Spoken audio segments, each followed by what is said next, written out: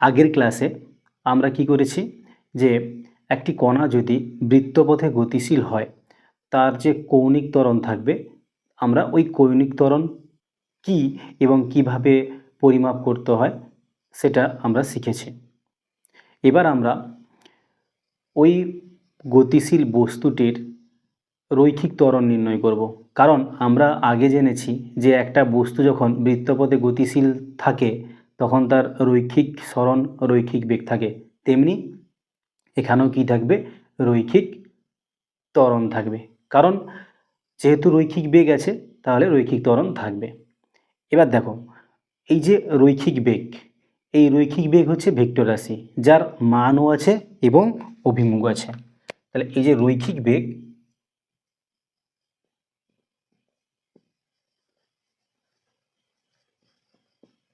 এ হচ্ছে ভেক্টর রাশি, এর কি আছে, এর মানও আছে আর অভিমুখও আছে।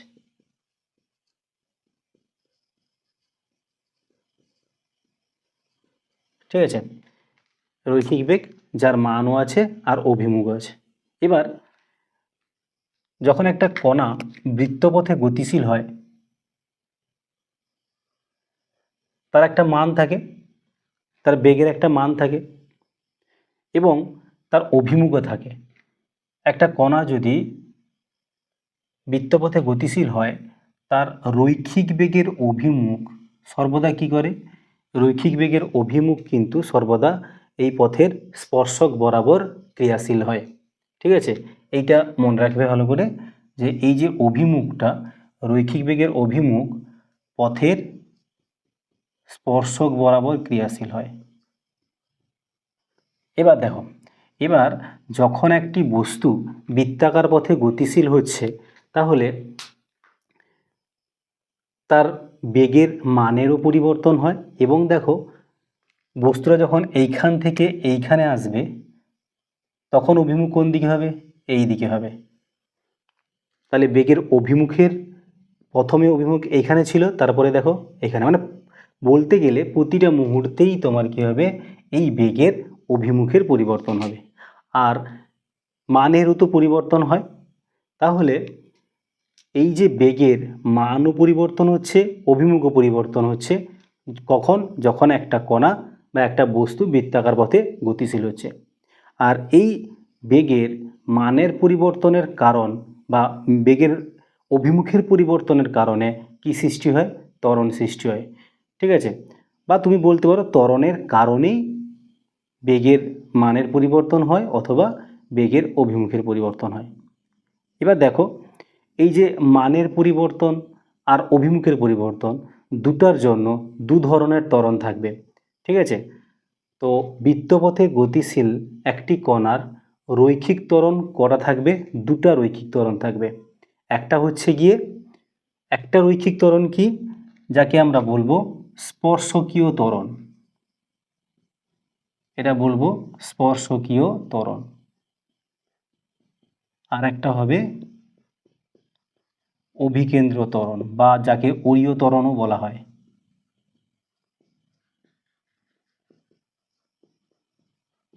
একে অরীয় ত্বরণও বলা হয়।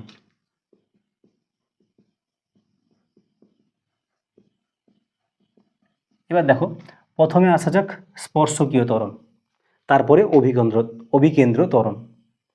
এই স্পর্শকীয় ত্বরণটা কি, তাহলে বেগের এই যে রৈখিক বেগের মানে বৃত্তাকার পথে গতিশীল বস্তুর যে রৈখিক বেগ তার মানেরও পরিবর্তন হয় আর অভিমুখেরও পরিবর্তন হয়।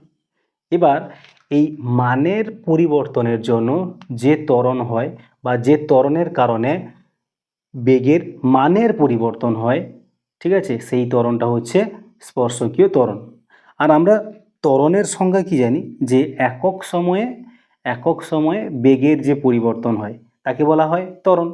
এই স্পর্শকীয় ত্বরণকে আমরা এ টি দিয়ে চিহ্নিত করব, এ টি।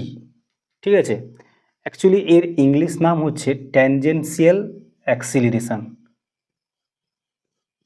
এই জন্য এ টি দেওয়া হয়েছে।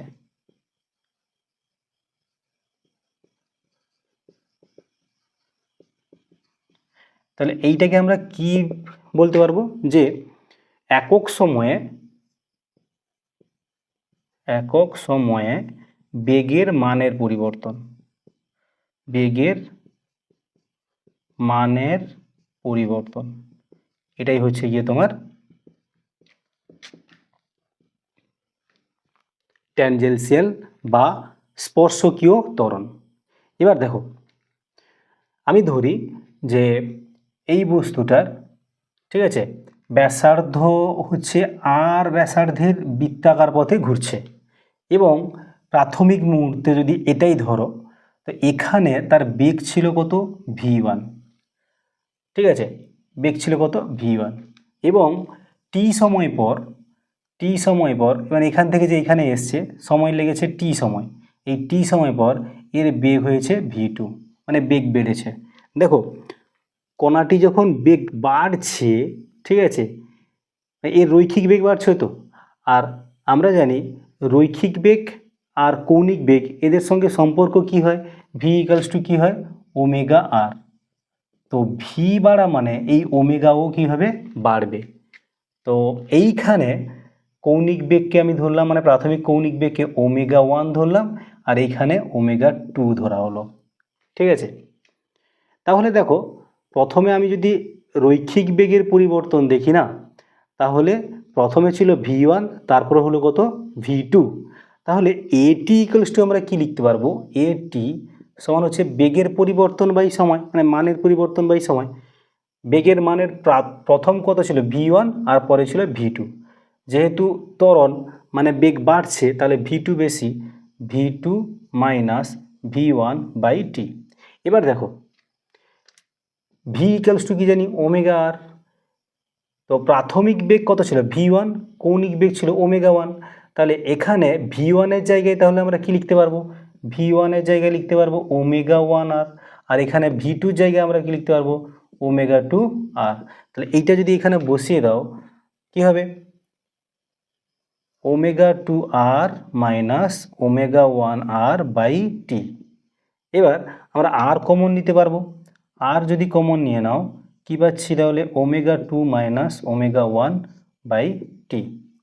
তাহলে এটি ইকুয়ালস টু আমরা তাহলে কি পাচ্ছি, আর into omega 2 minus omega 1 by t. তুমি এইটা ভালো করে খেয়াল করো, ওমেগা 2 মাইনাস ওমেগা 1 এটা হচ্ছে কৌণিক বেগের পরিবর্তন, আচ্ছা টি দিয়ে ভাগ করা হয়েছে, মানে কৌণিক বেগের পরিবর্তন বাই সময়, যেটাকে কৌণিক ত্বরণ বলা হয়। তাহলে এটি equals to R by alpha, sorry R alpha, এটি সমান হচ্ছে আর ইন্টু আলফা, এটি সমান আর ইন্টু আলফা। তো এইটা হচ্ছে স্পর্শকীয় ত্বরণ এবং কৌণিক ত্বরণের মধ্যে সম্পর্ক, এটি সমান আর ইন্টু আলফা। এবার একটি বস্তু যদি, ঠিক আছে, সুষম গতিতে মানে সুষম দ্রুতিতে, একই দ্রুতিতে গতিশীল হয়, একই দ্রুতিতে গতিশীল হয় বলতে v1 আর v2 সেম হয়ে যায়, মানে একই বেগে অর্থাৎ একই দ্রুতিতে যদি গতিশীল হয়, মানে v1 ইকুয়ালস টু যদি v2 হয়, v1 ইকুয়ালস টু v2, আর v1 ইকুয়ালস টু যদি v2 হয়, তাহলে অবশ্যই তাহলে ওমেগা 1 ইকুয়ালস টু ওমেগা 2 হবে। সেক্ষেত্রে কী হবে, এটি কত হবে, 0। এটা ভালো করে মনে রাখতে হবে। যখন একটা বস্তু, ঠিক আছে, একই বেগে গতিশীল হবে, একই বেগে, অর্থাৎ বেগ না বলে দ্রুতি বলা ভালো, একই দ্রুতিতে গতিশীল হবে অথবা একই কৌণিক বেগে গতিশীল হবে, তখন কিন্তু এই স্পর্শকীয় ত্বরণের মান 0। কারণ স্পর্শকীয় ত্বরণ থাকা মানে কি হবে, কৌণিক বেগও বৃদ্ধি পাবে, আর কৌণিক বেগ বৃদ্ধি পাওয়া মানে তোমার রৈখিক বেগ বৃদ্ধি পাওয়া, ঠিক আছে। স্পর্শকীয় ত্বরণ যদি না থাকে তাহলে কৌণিক বেগও একই থাকবে আর রৈখিক বেগও একই থাকবে, এদের মান কিন্তু বাড়বে না, ঠিক আছে। তো এটা হলো গিয়ে তোমার স্পর্শকীয় ত্বরণ, ঠিক আছে। তো স্পর্শকীয় ত্বরণের এটি সমান কি পেলে, তাহলে ভিটি মাইনাস v1/t, আর হচ্ছে এটি সমান পেলাম আর ইন্টু আলফা। আর এই কন্ডিশনটা খুব ভালো করে জানবো যে যখন v1 ইকুয়ালস টু v2 অর্থাৎ একই বেগে গতিশীল হবে, তখন কিন্তু এটি ইকুয়ালস টু 0, একই রৈখিক বেগ বলতে পারো, একই কৌণিক বেগ বলতে পারো, তখন কিন্তু এটি ইকুয়ালস টু 0, কোনো স্পর্শকীয় ত্বরণ থাকবে না। ঠিক আছে। আচ্ছা, এই যে স্পর্শকীয় ত্বরণ, এই স্পর্শকীয় ত্বরণের অভিমুখ কোণ বরাবর। তো বেগের পরিবর্তন কি হচ্ছে? বেগের পরিবর্তন সেই স্পর্শক বরাবর হচ্ছে। কারণ হচ্ছে বেগের অভিমুখ কোন দিকে? বেগের অভিমুখ সবসময় হয় স্পর্শক বরাবর। তো বেগের পরিবর্তনও স্পর্শক বরাবর হয়। তো এই যে এটি, মানে এখানে যে আমরা ত্বরণটা পেলাম, এই ত্বরণের অভিমুখও কিন্তু কি হবে? স্পর্শক বরাবর হবে। এটা এটা হচ্ছে স্পর্শকীয় ত্বরণের অভিমুখ। যেহেতু ভেক্টর রাশি, তো এই স্পর্শকীয় ত্বরণের অভিমুখ হয়, স্পর্শকীয় ত্বরণের অভিমুখ হয় স্পর্শক বরাবর, পথের স্পর্শক বরাবর।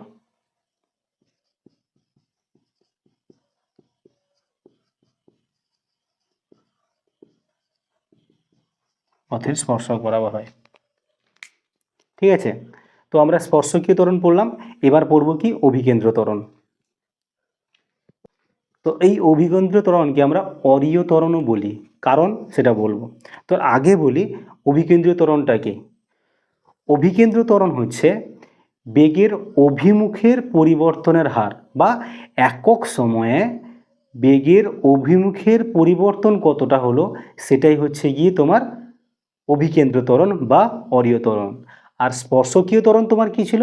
যে একক সময়ে বেগের মানের পরিবর্তনের হার। দুটার পার্থক্য বুঝতে পারলে? স্পর্শকীয় ত্বরণের ক্ষেত্রে মানের পরিবর্তন হবে, অভিকেন্দ্র ত্বরণের ক্ষেত্রে অভিমুখের পরিবর্তন হবে। এইটা শুধু তোমাদের মাথায় রাখতে হবে। স্পর্শকীয় ত্বরণ মানের পরিবর্তন করবে, অভিকেন্দ্র ত্বরণ অভিমুখের পরিবর্তন করবে। তো তাহলে এই অভিকেন্দ্র ত্বরণের মানটা আমরা বার করব।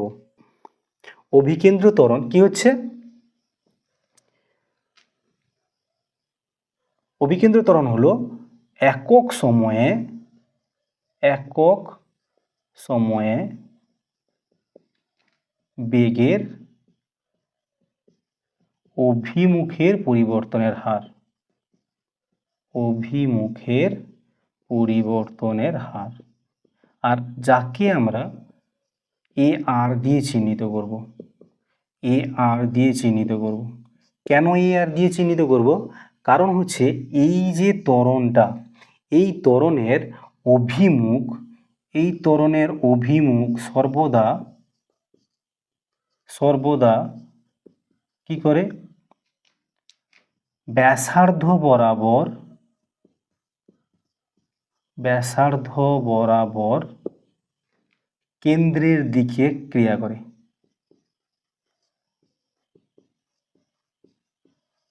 ঠিক আছে, মানে এর অভিমুখটা কিন্তু সবসময় কি হয়? ব্যাসার্ধ বরাবর কেন্দ্রের দিকে হয়। এইটা খুবই গুরুত্বপূর্ণ। তো এই জন্য এর নামটাও দেখো অভিকেন্দ্র, মানে কেন্দ্র অভিমুখে। ঠিক আছে, কেন্দ্র অভিমুখে ত্বরণ। অভিকেন্দ্র ত্বরণ বলতে সেই কেন্দ্র অভিমুখে ত্বরণ। ঠিক আছে, তাহলে এই যে আর নাম দেওয়া হয়েছে কেন? রেডিয়াল আর কি, মানে অ্যাকচুয়ালি এর ইংলিশ নামটা হচ্ছে রেডিয়াল অ্যাক্সিলারেশন। তো ব্যাসার্ধ বরাবর কাজ করছে। ঠিক আছে, এই জন্য এর নামটাও সেরকম। ঠিক আছে, তো অভিমুখটা অবশ্যই তোমরা ভালো করে মনে রাখবে। অভিমুখ হচ্ছে গিয়ে সর্বদা ব্যাসার্ধ বরাবর কেন্দ্রের দিকে ক্রিয়া করে। এই অভিকেন্দ্র ত্বরণের একটা মান আছে, যেটা আমরা বার করব। দেখো, তো একটা বৃত্তাকার পথ ধরি।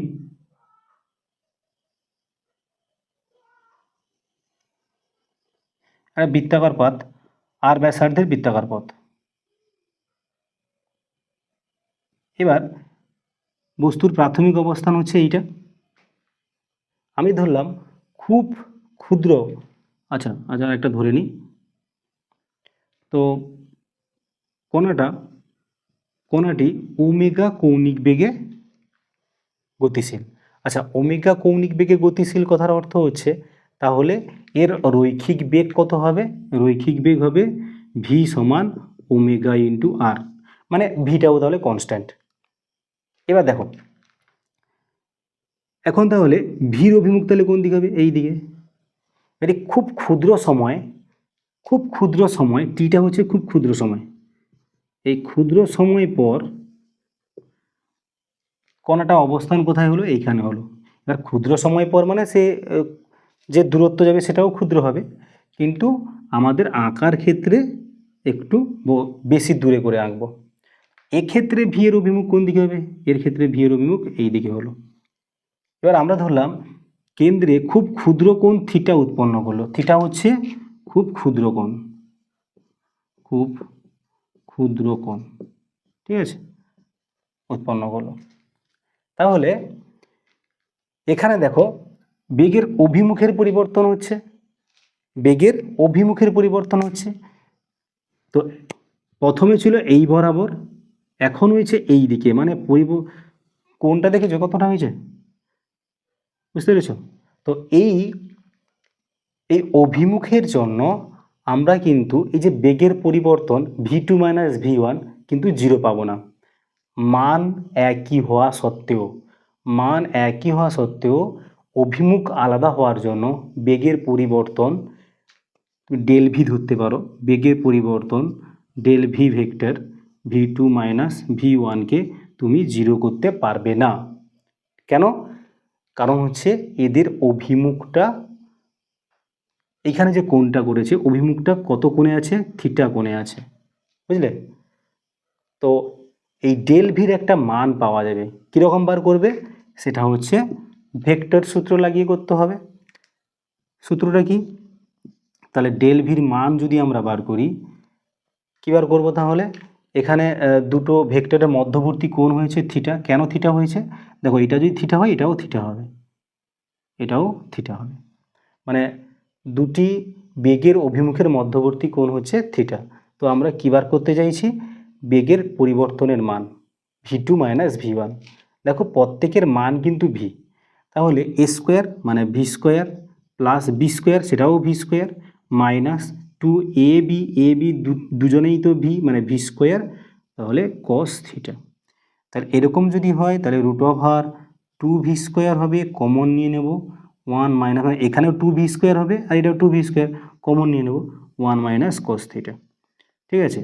আর 1 মাইনাস কস থিটা কী হয়? 1 মাইনাস কস থিটা হয় 2 সাইন স্কোয়ার থিটা বাই 2। তাহলে বেরোচ্ছে কত? 2 2 4 মানে 2 বেরোবে একটা, ভি সাইন থিটা বাই 2। তাহলে আমরা ডেল ভি কত পাচ্ছি? ডেল ভি পাচ্ছি 2v সাইন থিটা বাই 2। এবার এই যে থিটা খুবই ক্ষুদ্র, থিটা যদি খুব ক্ষুদ্র হয় তাহলে সাইন থিটা কার সঙ্গে সমান হয়? থিটার সঙ্গে সমান হয়। তাহলে এখানে সাইন থিটা বাই 2 আছে, এই সাইন থিটা বাই 2 কী হয়ে যাবে? থিটা বাই 2 হয়ে যাবে। সাইন থিটা বাই 2 সেটা কার সঙ্গে সমান হবে? থিটা বাই 2 এর সঙ্গে সমান হবে। কখন? যদি থিটা খুব ক্ষুদ্র হয়। 2 কেটে দাও, তাহলে ডেল ভি সমান কত পাচ্ছ? ভি থিটা, ঠিক আছে। এবার তোমাকে ত্বরণ বার করতে হবে। ত্বরণ সমান কি জানি? বেগের পরিবর্তন বাই সময়। তাহলে বেগের পরিবর্তন আমরা কত পাচ্ছি? V theta. তাহলে ত্বরণ, এই ত্বরণকে আমরা কি বলবো? এ আর del v by t, v theta by t. এই যে থিটা বাই টি, এই থিটা বাই টিকে আমরা কি বলবো? ওমেগা, কৌণিক সরণ বাই সময়। তাহলে এ আর সমান আমরা পেলাম ভি ওমেগা, ঠিক আছে। এ আর সমান ভি ওমেগা। আবার দেখো ভি সমান কি জানো? ওমেগা ইন্টু আর। তুমি যদি এখানে বসিয়ে দাও কিভাবে? ওমেগা স্কোয়ার আর, ঠিক আছে। আর ওমেগার জায়গায় তুমি কি বসাতে পারো? ওমেগার জায়গায় বসাতে পারি ভি বাই আর। তাহলে ওমেগার জায়গায় যদি ভি বাই আর বসাও তাহলে ভি স্কোয়ার বাই আর, ঠিক আছে। তাহলে এই অভিকেন্দ্র ত্বরণের আমরা মান কি পেলাম? এ আর সমান রৈখিক বেগ দিয়ে ভি স্কোয়ার বাই আর, কৌণিক বেগ দিয়ে ওমেগা স্কোয়ার ইন্টু আর, আর রৈখিক বেগ কৌণিক বেগ একসঙ্গে হলে ওমেগা ইন্টু ভি, ঠিক আছে। এইটা আমরা কিন্তু খুব ভালো করে মনে রাখবো। এ আর সমান ভি স্কোয়ার বাই আর, এ আর সমান ওমেগা স্কোয়ার আর, এ আর সমান ওমেগা ইন্টু ভি, ঠিক আছে। তাহলে একটা বস্তু যদি বৃত্তাকার পথে গতিশীল হয় মানে কি হবে? তার অভিমুখ চেঞ্জ হবে, আর অভিমুখ চেঞ্জ হওয়া মানে কি হবে? তার অভিকেন্দ্র ত্বরণ থাকবে, এবং সেই অভিকেন্দ্র ত্বরণের অভিমুখ কোন বরাবর কাজ করবে? অভিকেন্দ্র ত্বরণের অভিমুখ সর্বদা ব্যাসার্ধ বরাবর কেন্দ্রের দিকে কাজ করবে। এবার স্পর্শকীয় ত্বরণ যেটা, সেই স্পর্শকীয় ত্বরণ থাকতেও পারে আবার না থাকতে পারে। কখন থাকবে স্পর্শকীয় ত্বরণ? স্পর্শকীয় ত্বরণ থাকবে যখন বেগের মানের পরিবর্তন হবে, বেগের মান বৃদ্ধি পাবে বা হ্রাস পাবে। কিন্তু অভিকেন্দ্র ত্বরণ বৃত্তপথে যদি গতিশীল হয় তাহলে বস্তুর অভিমুখের পরিবর্তন হবে আর তার জন্য ত্বরণ উৎপন্ন হবে, সেটা হবে অভিকেন্দ্র ত্বরণ। তাহলে অভিকেন্দ্র ত্বরণ সবসময় থাকছে, কিন্তু স্পর্শকীয় ত্বরণ যখন বেগের পরিবর্তন হবে, মানে বেগের মানের পরিবর্তন হবে, তখনই স্পর্শকীয় ত্বরণ থাকবে। ঠিক আছে, এবার যদি দেখো একটা বস্তু বৃত্তাকার পথে গতিশীল হচ্ছে এবং বৃত্তাকার পথে গতিশীল যে হচ্ছে তার বেগটা ক্রমশ বৃদ্ধি পাচ্ছে, মানে বেগের মানটাও ক্রমশ বৃদ্ধি পাচ্ছে, তাহলে সেক্ষেত্রে স্পর্শকীয় ত্বরণও থাকছে, অভিকেন্দ্র ত্বরণ থাকছে। তাই তোমাকে যদি বলা হয় মোট ত্বরণ কত, বলতে লব্ধি ত্বরণ কত, লব্ধি ত্বরণ কত হবে? তাহলে দেখো একটা বস্তু যদি আর ব্যাসার্ধের বৃত্তাকার পথে, ঠিক আছে, ক্রমবর্ধমান বেগ নিয়ে গতিশীল হয়, ক্রমবর্ধমান বেগ নিয়ে গতিশীল হচ্ছে, ক্রমবর্ধমান বেগ নিয়ে গতিশীল,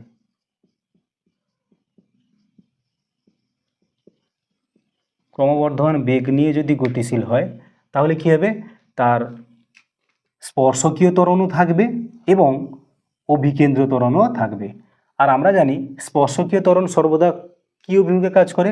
স্পর্শকীয় ত্বরণ সর্বদা স্পর্শক বরাবর কাজ করে। আমি ধরলাম এই ওখানে একটা বিন্দু, এইটা তো স্পর্শকীয় ত্বরণ এইভাবে ধরো ঘুরছে, স্পর্শকীয় ত্বরণ এইভাবে কাজ করছে এটি, আর অভিকেন্দ্র ত্বরণ সর্বদা কি করে? ব্যাসার্ধ বরাবর কেন্দ্রের দিকে কাজ করে। ঠিক আছে, তাহলে এই স্পর্শকীয় ত্বরণ এটি আর এ আর এর মধ্যবর্তী কোণ কত? এটি আর এ আর সর্বদা কি হয়? সর্বদা লম্ব হয়। কেন? এটি তো তোমার স্পর্শক বরাবর কাজ করে আর এ আরটা ব্যাসার্ধ বরাবর কাজ করে, আর স্পর্শক আর ব্যাসার্ধের মধ্যবর্তী কোণ হয় 90 ডিগ্রি। ঠিক আছে, এবার যদি তোমাকে বলা হয় যে লব্ধি ত্বরণ নির্ণয় করো, তাহলে লব্ধি ত্বরণ মানে এদের লব্ধি বার করতে হবে। লব্ধি ত্বরণ এ সমান হবে তাহলে √, এ আর এর স্কোয়ার প্লাস এ টি স্কোয়ার। ঠিক আছে, লব্ধি ত্বরণ হবে, লব্ধি রৈখিক ত্বরণ হবে এ সমান এ আর স্কোয়ার প্লাস এ টি স্কোয়ার। এটা কখন? যখন একটা বস্তু ক্রমবর্ধমান বেগ নিয়ে বৃত্তাকার পথে গতিশীল হবে। ঠিক আছে, তো তোমাদের এটা হচ্ছে বৃত্তাকার পথে গতিশীল বস্তুর দু ধরনের রৈখিক ত্বরণ। এবার এই সম্পর্কিত দুটো অঙ্ক করব, কিভাবে আমরা রৈখিক ত্বরণ এবং রৈখিক ত্বরণের যে দুটো দিক, মানে স্পর্শকীয় ত্বরণ এবং অভিকেন্দ্র ত্বরণ গণনা নির্ণয় করতে হয়, ওটা আমরা দেখব। ফার্স্ট কোশ্চেন দেখো, প্রথম কোশ্চেন বলেছে যে 4 মিটার ব্যাসার্ধের একটি বৃত্তাকার পথ, মানে আর হচ্ছে 4 মিটার, তো এই পথে একটা বস্তু ক্রমবর্ধমান বেগ নিয়ে যাচ্ছে এবং তার বেগ 2 মিটার পার সেকেন্ড থেকে কততে পরিণত হয়েছে? 4 মিটার পার সেকেন্ড পরিণত হয়েছে। কত সেকেন্ডে? এই যে পরিবর্তনটা হয়েছে 2 সেকেন্ডে পরিবর্তন হয়েছে। কি নির্ণয় করতে বলা হয়েছে? তোমাকে নির্ণয় করতে বলা হয়েছে কৌণিক ত্বরণ। কি নির্ণয় করতে বলা হয়েছে? কৌণিক ত্বরণ, মানে আলফা তোমাকে নির্ণয় করতে বলেছে। ঠিক আছে, কি বলা আছে? একটা বস্তু 4 মিটার ব্যাসার্ধের বৃত্তাকার পথে গতিশীল এবং বস্তুটি ক্রমবর্ধমান বেগ নিয়ে গতিশীল, যার বেগ 2 সেকেন্ডে 2 মিটার পার সেকেন্ড থেকে 4 মিটার পার সেকেন্ডে পরিণত হয়েছে। নির্ণয় করতে হবে কৌণিক ত্বরণ। দেখো এখানে রৈখিক বেগের পরিবর্তন হয়েছে, তো রৈখিক বেগের পরিবর্তন হয়েছে মানে রৈখিক ত্বরণ আমরা পাবো, মানে রৈখিক ত্বরণ বলতে ওই স্পর্শকীয় ত্বরণ পাবো। তো রৈখিক ত্বরণ কীরকম বার করব? রৈখিক ত্বরণ সমান বেগ পরিবর্তন বাই সময়। তো এটাকে এ টি দিলাম, বেগের পরিবর্তন কত? 4 বিযুক্ত 2, কত সেকেন্ডে? 2 সেকেন্ডে, তাহলে 1 মিটার পার সেকেন্ড স্কোয়ার। ঠিক আছে, তাহলে আমরা পেলাম কত? 1 মিটার পার সেকেন্ড স্কোয়ার। এবার আমরা যদি রৈখিক ত্বরণ পেয়ে যাই, কৌণিক ত্বরণ পেয়ে যাব কীভাবে? কারণ আমরা জানি এ টি সমান হচ্ছে আর ইন্টু আলফা। ঠিক আছে, তাহলে আলফা সমান তাহলে কি হচ্ছে? এ টি বাই আর। এটি কত পেয়েছো? 1, আর এর মান কত দেওয়া আছে? 4 মিটার। তাহলে 1/4 red per second square. Second কোশ্চেনটা বলছে যে একটা বস্তু 2 মিটার ব্যাসার্ধের বৃত্তাকার পথে গতিশীল, ঠিক আছে, এবং এও ক্রমবর্ধমান বেগ নিয়ে গতিশীল এবং তার বেগটা সময়ের উপরে নির্ভর করে। ভি সমান বলেছে টি স্কোয়ার। কী নির্ণয় করতে বলা হয়েছে? বলা হয়েছে 2 সেকেন্ডে বা 2 সেকেন্ড সময়ে স্পর্শকীয় ত্বরণ ও মোট ত্বরণ কী নির্ণয় করতে বলা হয়েছে? 2 সেকেন্ড সময়ে স্পর্শকীয় ত্বরণ এটা নির্ণয় করবে, আর কি নির্ণয় করবে? মোট ত্বরণ বার করতে বলেছে, মোট ত্বরণ এটা বার করতে বলেছে। তো ভি ইকালস টু টি স্কোয়ার, মানে প্রতি সময় চেঞ্জ হওয়ার সঙ্গে সঙ্গে বেগের মান কিন্তু বাড়বে। বেগের মান বাড়বে মানে তোমার কি থাকবে? স্পর্শকীয় ত্বরণ থাকবে। স্পর্শকীয় ত্বরণের সূত্র কি? এটি সমান হচ্ছে বেগের পরিবর্তন বাই সময়। তো বেগের পরিবর্তন মানে ডিভি বাই ডিটি এটা। তো ভি কত দেওয়া আছে গো? টি স্কোয়ার দেওয়া আছে, তাহলে ডিডিটি অফ টি স্কোয়ার। তাহলে এখানে অ্যান্সার হবে কত? 2t। কত সেকেন্ড সময় স্পর্শকীয় ত্বরণ বার করতে বলেছে? 2 সেকেন্ড সময়। তাহলে 2 সেকেন্ড সময়ে স্পর্শকীয় ত্বরণ কত হচ্ছে? এটি সমান তাহলে হচ্ছে 4 মিটার পার সেকেন্ড স্কোয়ার। এবার দেখো বৃত্তাকার পথে ঘুরছে মানে তার অভিকেন্দ্র ত্বরণ থাকবে। এর অভিকেন্দ্র ত্বরণের ফর্মুলা কি হয়? এ আর সমান হচ্ছে ভি স্কোয়ার বাই আর। তো এটা নিলাম কেন? কারণ আমরা ভিটা পেয়ে যাব কোন মুহূর্তে? 2 সেকেন্ড মুহূর্তে। তো 2 সেকেন্ডে ভি কত হবে? টি স্কোয়ার মানে 2 স্কোয়ার মানে 4, তাহলে 4 4 16 আর আর দেওয়া আছে 2, 8 মিটার পার সেকেন্ড স্কোয়ার। এবার তাহলে টোটাল ত্বরণ এ সমান আমরা কি পেয়েছি? এ আর এর স্কোয়ার প্লাস এ টি এর স্কোয়ার। তাহলে বসিয়ে দাও। এ আর এর মান কত আছে? 8 square plus 4 square, 8 8 64, 4 4 16, 16 4 20 60, √80 metre per second square. ঠিক আছে, তাহলে আমরা স্পর্শকীয় ত্বরণ, অভিকেন্দ্র ত্বরণ, মোট ত্বরণ বের করতে পারলাম। তো এইভাবে অভিকেন্দ্র ত্বরণ, স্পর্শকীয় ত্বরণ নির্ণয় করা হয়।